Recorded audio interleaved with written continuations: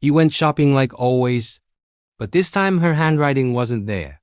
For 40 years, Arthur had gone to the store with a list meticulously written in his wife Eleanor's elegant cursive. A carton of milk, a loaf of rye bread, a small jar of her favorite raspberry jam. The list was always the same, a comfortable rhythm to their shared life.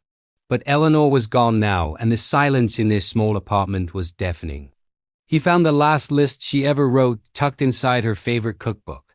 Her handwriting was a little shaky at the end, but it was hers. Milk, rye bread, raspberry jam. Clutching the piece of paper, he walked to the store, his heart a heavy stone in his chest.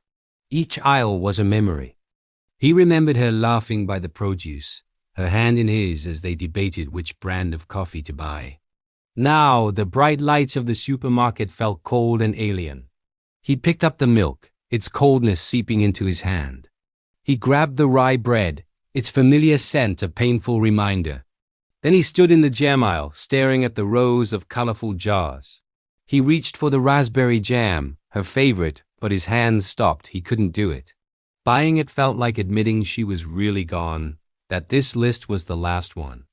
A young woman with a toddler in her cart noticed his trembling hand. "Sir, are you all right?" she asked softly.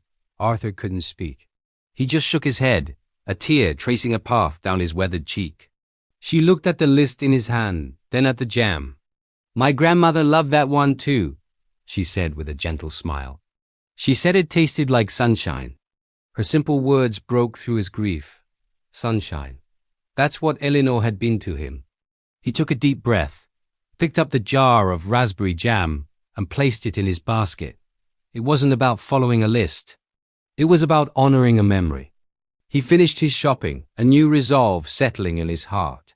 Back home, he made a piece of toast, spread it with the sweet raspberry jam, and took a bite. It did taste like sunshine. And for the first time in months, Arthur smiled. He knew he would be okay. Thank you for listening.